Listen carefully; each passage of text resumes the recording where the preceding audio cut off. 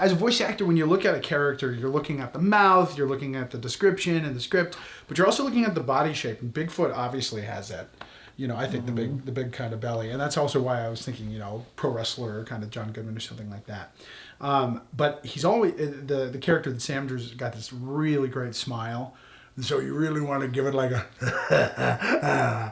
sort of, and I would probably try to layer in a little bit of a little more creature vocalization when he laughs, because he's not quite human, right? Mm-hmm. So, what are some of your thoughts on like when a Bigfoot speaks, how that sound gets produced in a way that do they have the ability to make language? What does that sound like? Yeah, there's a spectrum of what's been heard.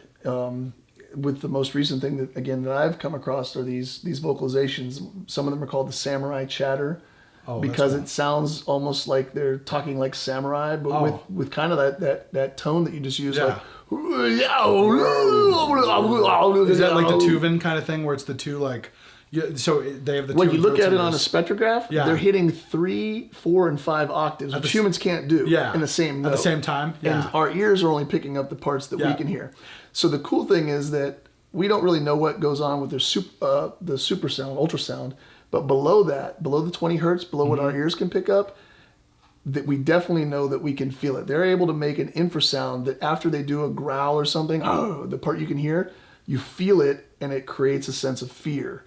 Even a lot of people, the hair will stand up on the back of the neck when a Bigfoot is around. Right. It's usually not because they've heard the Bigfoot. It's usually because the Bigfoot has vocalized that infrasound. See, that's interesting. And like in the little bit of like research and just collecting great folklore stories and ghost stories, there's a lot of these places that are deemed haunted are located near places that have low gigahertz vibration and sound.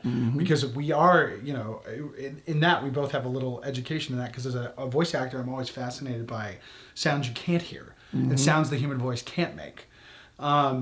And it's interesting because there is a trick that you can do that I don't know if it was invented by him, but I give him credit for all things. There's a guy named Frank Welker who's he's the godfather of creature voices. Okay. He has been everything from the Cave of Wonders and Aladdin to Megatron, Scooby-Doo.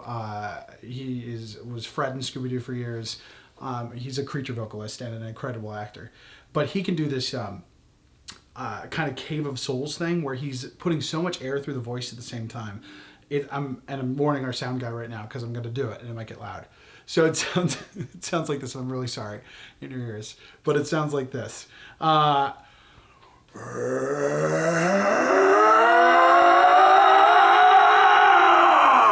you hear those two sounds happen at the same time. Yep. And I'm going high because the lower you go, it's obviously harder to hear and also harder to get the air through. But in doing creature work, that's something that I always try to incorporate, is that idea of the creature could be speaking English or communicating in a human way, but it doesn't necessarily have human elements. Whereas Bigfoot, we think, is probably somehow connected in the family tree somewhere. It probably still won't sound 100% natural when he speaks, right? No. And the mimicry, though, can be really close. When they're not gibbering and jabbering, or there's also a chatter that they do, and a popping, like popping with their lips. But the biggest thing that they do that most people will hear is either what they call the Ohio howl, which is like a long, mournful howl. And if you want, I can try it. Yeah, try it. So the Ohio howl basically is like a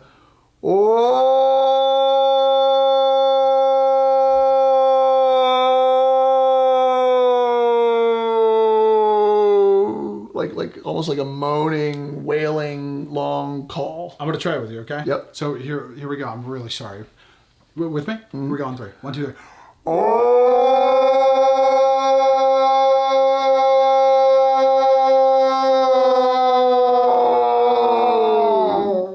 And you can play with that with like, you can go, you up and down, but don't break your voice like that. Yeah. But yeah, the long call. Whooping is the other biggest thing that people hear them doing. And I would pay money to hear a Bigfoot go, whoop, there it is.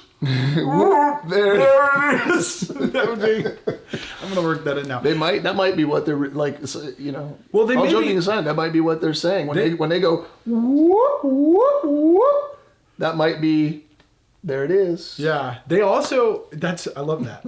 Hey, how come everyone's always asking where's Bigfoot, but nobody ever asks how's Bigfoot? I'm just kidding. Bigfoot here. And as we near the season of giving, it also means we're getting very close to being to the end of the Kickstarter. And if you'd like to find me, well, I'll make it easy. You can donate today and win a camping trip with me and a real cryptozoologist.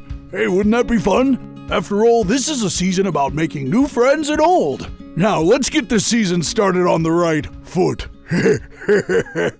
Get it?